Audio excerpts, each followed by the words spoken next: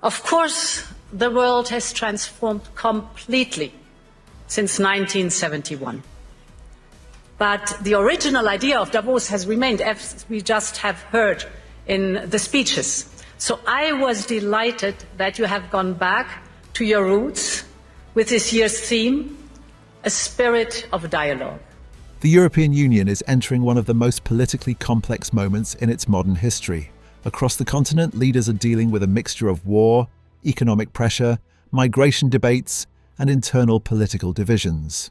What makes the current moment particularly important is that these issues are no longer separate. They are deeply connected, shaping the direction of European politics and the future of the EU itself. At the center of European political discussion is the ongoing war in Ukraine and the long-term consequences it has created across the continent. For more than 4 years now, the conflict has forced European governments to rethink their entire security strategy. Many European leaders describe the war not just as a regional conflict, but as a fundamental challenge to European stability and democratic values. Governments across the EU have been steadily increasing defense spending and strengthening military cooperation in response to what they see as a long-term security threat.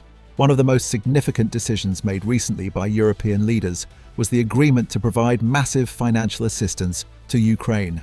The European Commission proposed a support package worth around 90 billion euros to help stabilize Ukraine's economy and support its defense against Russian aggression.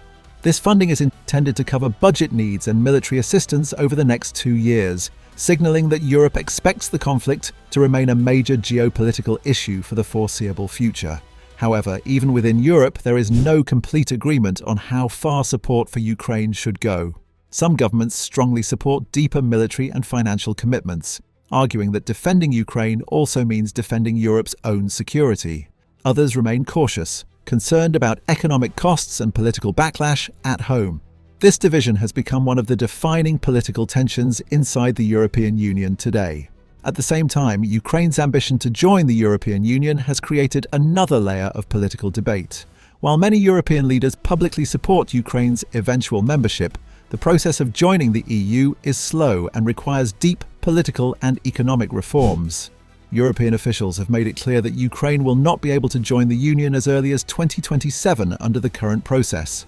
The country still needs to meet strict requirements involving rule of law, anti-corruption reforms, and democratic institutions before membership can become realistic. This debate over enlargement is not just about Ukraine, it reflects a broader question inside the EU about how large the Union should become and how quickly it should expand. Some governments want to accelerate the integration of neighbouring countries to strengthen Europe geopolitically. Others worry that expanding too quickly could weaken the EU's internal cohesion and economic balance. While security dominates headlines, another issue is quietly reshaping politics across Europe: the migration debate. In January 2026, the European Commission introduced a new 5-year migration strategy designed to manage asylum, control illegal migration routes, and attract skilled workers to support Europe's economy. The plan attempts to balance humanitarian responsibilities with stronger border controls and cooperation with countries outside the EU. Migration has always been a politically sensitive issue in Europe, but in recent years it has become even more divisive. Some countries argue that the EU needs stronger border enforcement and stricter asylum rules. Others emphasize humanitarian responsibility and the need to protect refugees fleeing war and persecution. This difference in political philosophy has produced some of the most heated debates in the European Parliament and among national governments. Another major challenge shaping European politics right now is the cost of living crisis, particularly the housing crisis affecting many European cities. Rising rents and property prices have become a central political issue in several EU countries, influencing elections and shaping policy discussions. In many cities, housing shortages have pushed prices beyond what average families can afford, forcing governments to consider new regulations and housing programs.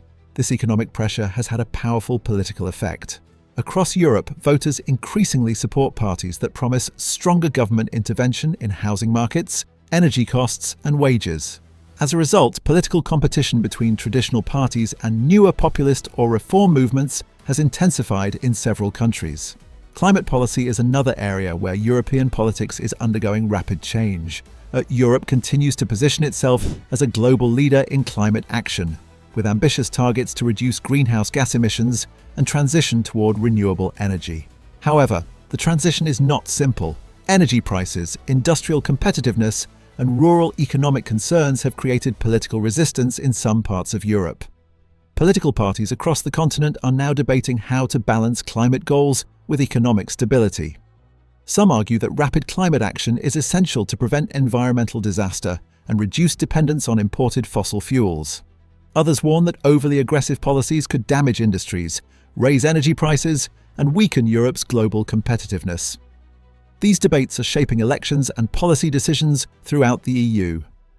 Beyond these specific policy issues, there is also a broader shift happening in the structure of European politics itself. Traditional centre-left and centre-right parties that dominated European politics for decades are facing new competition from emerging political movements. In several countries, nationalist or populist parties have gained support by criticising EU institutions, immigration policies, and economic globalisation. These political movements do not all share the same ideology, but they often share a common message: that national governments should regain more control over decisions currently made at the EU level. This tension between national sovereignty and European integration has become one of the most important ideological divides shaping European politics today. At the institutional level, EU leaders are also trying to redefine Europe's role in the world. The European Commission's long-term strategy for the coming years emphasises strengthening security, protecting democratic institutions, and improving economic competitiveness. The plan includes stronger border protection, increased cooperation between intelligence agencies, and new investments in technology and innovation. Many policymakers believe these reforms are necessary because Europe is entering a more competitive and unpredictable geopolitical environment. Relations with major powers such as the United States, China, and Russia continue to shape Europe's strategic decisions. At the same time, Europe is trying to maintain its position as a global leader in trade, technology regulation, and climate policy. Another important dimension of current European politics is the debate about defence integration. For decades, European security relied heavily on NATO and the United States, but the war in Ukraine and shifting global alliances have pushed European leaders to think more seriously about building stronger independent defence capabilities.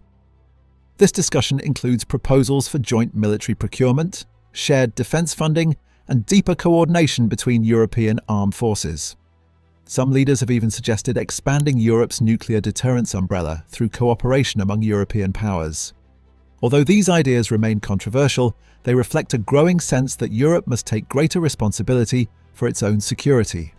Despite all these challenges, the European Union remains one of the most ambitious political projects in modern history.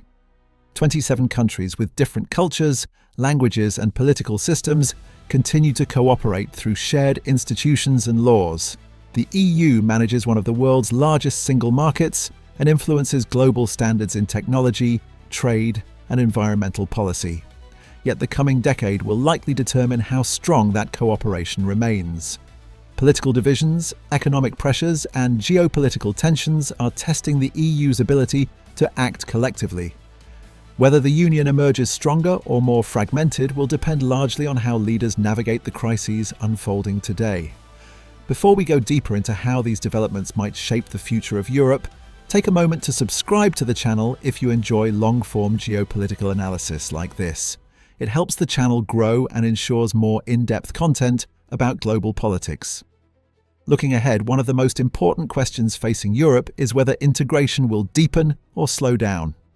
Some policymakers argue that stronger European institutions are necessary to manage security threats, economic competition, and technological change. Others believe that too much centralization risks alienating voters and fueling nationalist backlash. The outcome of this debate will influence everything from economic policy to foreign relations. For example, decisions about defense spending, digital regulation, and industrial policy increasingly require coordination at the European level.